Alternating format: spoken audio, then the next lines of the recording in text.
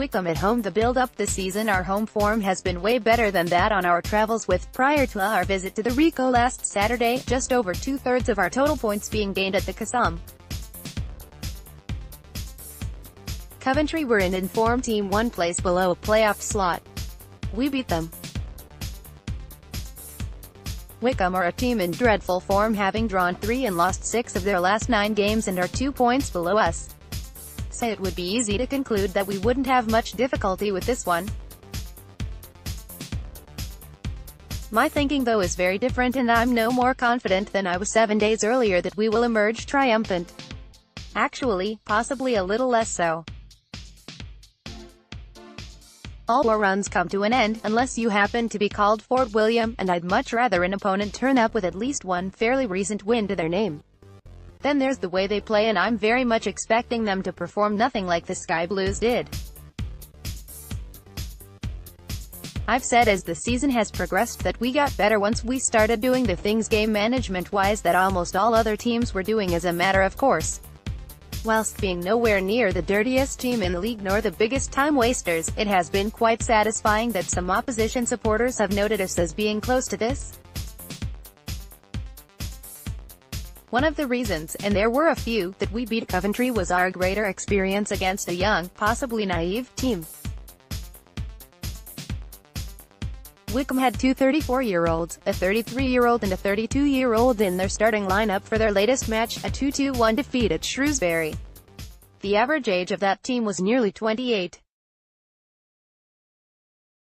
In contrast, ours against COV was 26, with Kashi just past his 30th birthday and Jamie Mackey, the old man of the side, at 33.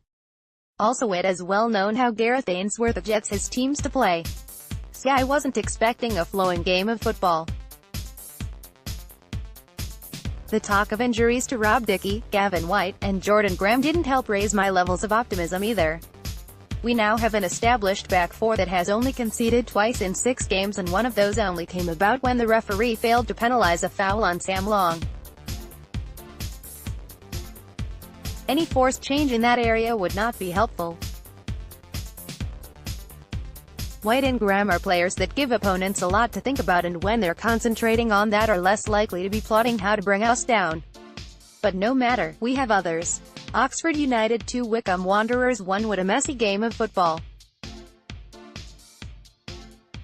But no OUFC fan will care less with another 94th minute winner.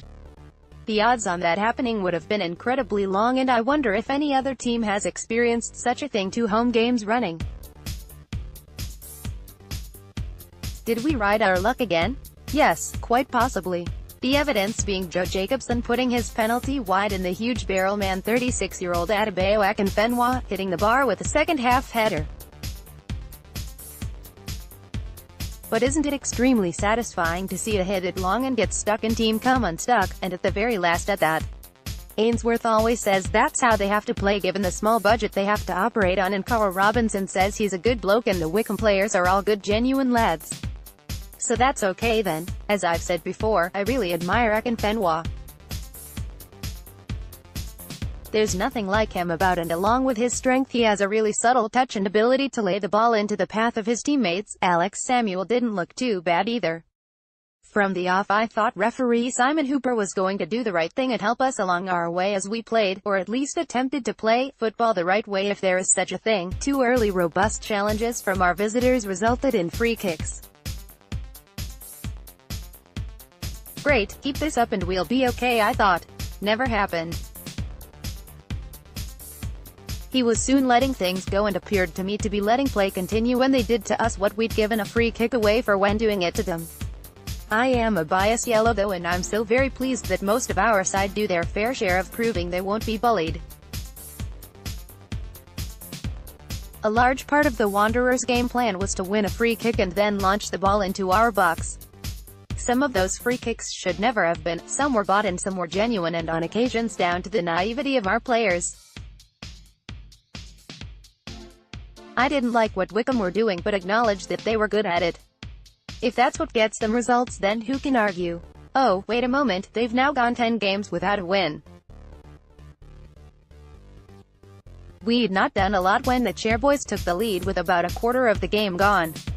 Rob Dickey gave away a needless foul and the ball was delivered left-footed from out on the touchline. Eastwood had been battered by Akinfenwa, possibly fairly, possibly not, a little earlier, and perhaps the reason he didn't deal with the situation here was because he was expecting something similar from a visitor. He jumped, stuck a hand out, and missed the ball, which came off Sam Long, who may have received a little push, and fell to Adam El Abid, who, despite having 5 defenders within approximately a yard of him, was able to help the ball on its way with a tiny hooked touch behind him and over the line. Wycombe were now above us in the tightest of league tables. Poor defending without question, but we've been good at the back recently, and if we'd kept Wycombe out, this would have been our 4th clean sheet in a row. What we needed to do was make sure it didn't happen again, and it didn't. Other than the Akinfenwa header, I can't remember them having a proper chance, even though the stats show they had 10 shots, half of which were on target. The equalizer wasn't long in coming. Dickey hit a crossfield ball some distance with pinpoint accuracy to Marcus Brown, who was hugging the right-hand touchline, and timed his run perfectly to ensure he wasn't offside. Brown controlled and took on his marker, Joe Jacobson. He went on the outside and his pace took him to the edge of the area where his low ball and bypassed James Henry and his marker, who may have been committing a foul. Jerome Sinclair was in the right place in the 6-yard box to dispatch the delivery. That right place is between the sticks, as emphasized by Carl Robinson once again. Time to mention the 3 involved in this goal. Dickey had a bad spell and his critics pounced, but I think that his performances are now better than they were before he had his dip, and he's also showing some signs of maturity and leadership. He was talking, pointing and telling others what to do. Provided it is done in the right way, that will be very much needed when Curtis Nelson has gone. The more leaders the better. He's only just turned 23. Nelson is coming up 26. Brown was another whose form fell off a bit, but little injuries probably accounted for that, plus the fact that we are the only club he's ever played in the league for. It's still very new to him, and he's another youngster at just 21. It's highly debatable whether he'll make it at his parent club West Ham, but his level may well be above L1. What he did in the few fleeting seconds when he created this equalizer was better than anything a Wycombe player did all afternoon. My opinion on Sinclair thus far is, I'm not sure. I obviously admired the way he got into the right position and took his goal, but I'd like a bit more physicality from him and better control and hold-up play. I don't get this talk on Radio Oxford, especially from Nick Harris, that if we were to get him on a permanent basis, he could be the new Kemar Roof. I await further evidence but would love to be proven wrong. 7 minutes after we'd pulled ourselves level, it looked very much like we would let in more than one for the first time since that substandard showing at Accrington in mid-February. Left-back Josh Ruffles found himself in the right-back position, so looking back I'm guessing he was the covering player with others pushed up for a corner or free kick. Sensibly in the circumstances and because it is in their DNA, Wycombe smacked the clearance as far as it would go. Our man held Samuel outside the box, but less so once inside, where the forward turned and went over in a bit of a tangle. Having seen the incident again, I don't think it is as clear-cut as I thought on the day, but nevertheless clever play by Samuel, who did exactly what any manager would want their player to do. As ever, deflation turns to elation when the opposition misses a penalty. Eastwood wasn't even required to produce a save. It was bloody close to going in though. In the second half we improved without looking bankers to emerge victorious. Dickey won a header from a corner which bounced towards goal before being chested away. We appealed for handball as fans are programmed to do.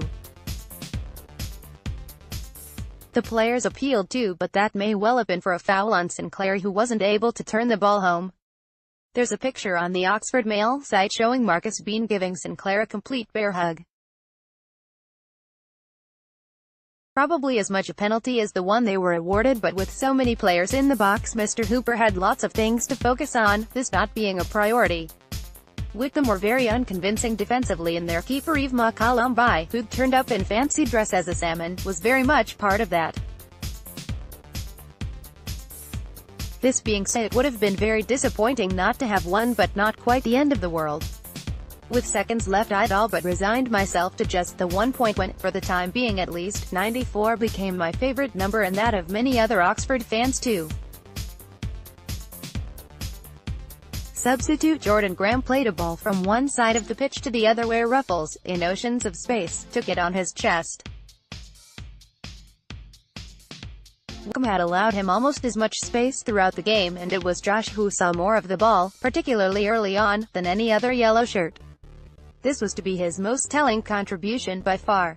He brought the ball forward a few strides, and with Cameron Brannigan also unmarked on his left, fed him. With everyone expecting a cross, Brannigan cleverly passed back to Ruffles, who was now on the very edge of the area, from where he bent a left footer into the goal at the far post as the fish flipped through the air but failed to get any fin on the ball. I know, sorry. A happy goal scorer. Photo, Steve Daniels. I did what I did against Bradford. Over the back of the seats. Banging the big traffic cone. My son had appeared from his seat there too, and the analysts were celebrating as well. Different people react in different ways when a goal goes in, and I don't think it is possible to fake what one does or how one feels. So I have to say that whatever I let go against the Bantams, there was only about 40% of that here. I think that was because our league position at 1-1 this week was so much less precarious than it was at 0-0 on the 17th of March. It was still an absolutely marvelous feeling, and anyone who suggests it was a cross and not a shot wants their heads examining. Just look at the way Junior struck the ball, his immediate reaction, and listen to his comments on the radio afterwards. He's an intelligent, honest lad. This was again a piece of quality that WYCOMBE did not have in their locker on the day. There was moaning near me that we weren't shooting enough. Our stats show 10 with just 4 on target. Not much of that lives in my memory, but nor do I recall obvious failure to pull the trigger when a very good opportunity is there. Much rather 2 chances created and clinically taken than blasting away with no rhyme nor reason. Before I conclude, a few other comments on various individual performances are due. The way Nelson used his strength in the first half to shove an attacker out of play, said we're going to stand up to you guys and give as good as we get if need be. Ahmed Kashi's influence cannot be understated. It's now becoming a bit of a habit, but I'd agree with the sponsors in that he was man of the match. When he replaced Mose in the team, I was worried that the removal of our captain's protection in front of the back four would cost us. There's no evidence of that at all, nor of the fact that KR had just brought in a mate. Now fit, he's probably one of the first names on the team sheet, and I can see that as he is the best passer of the ball in the club. Class. When did we last have a player like him in our midfield? Brannigan was his usual battling self, and he demonstrates intelligence too. It tells what strength and depth, ignoring no permanent high-scoring striker, we now have when we can bring on someone with the ability that Graham possesses. One player who did disappoint unfortunately was again James Henry. He's not as firing and focused as he was, and at present isn't contributing as much as his teammates. All very understandable though if his baby is still not well, and no doubt he's doing his best in the circumstances. So we're up to 12th with 49 points from 40 games. Last season, having played 40, we were 17th with 47 points. Then the bottom 3 were relegated along with Oldham, who at that stage were 19th with 44 points from 39 played. This points to us surviving, and probably WYCOMBE too, as I'd say they've likely got enough spirit to make it, if not quality, to ensure it is a certainty. But take nothing for granted. I genuinely can't remember 2017-18 feeling as tense as this campaign has up until now. The last time we won 3 league matches in a row was the final 3 of 2016-17, and that was then extended with a win in the first match of the following season. Other than that, not a lot of consistently good stuff to brag about. I've written this before, poking about on social media, where I'd like to think those who mercilessly slag Robinson off will, as things stand, give him credit for having turned it around, although I rather doubt it. So I'll say it, well done, Carl. If things turn the other way, I'll again call it as I see it. I've written way too much again, and whilst I could now move into the off-the-field financial stuff, I'll leave that for another day, possibly. There are, though, just two other things I want to conclude on. I read the Oxford Mail article headlined, "Late Oxford United Win Crowns Fan Jason Priest's First Game After Cancer Treatment." I don't know the guy, but think I saw him outside the ground before the match. That was the first time he had been able to attend for 15 months. I wish him all the very best in his recovery and hope that he is able to get to at least a few more in 2019 and be rewarded by his team as he was on Saturday. And finally, something that made me laugh. In and around is a much overused football cliché and is usually mentioned in connection with the 6-yard box or penalty area. As we walked past this sadly crumbling priory after the game, we overtook 4 young fans in their late teens, early 20s. They weren't wearing colors, but I detected they were from WYCOMBE.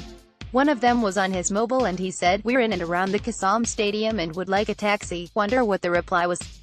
"Okay mate, we'll be there in 15 minutes or thereabouts, give or take, and we'll drive in and around the stadium until we find you." Bit surprised that horses were needed at this game. Let's block ads. Why?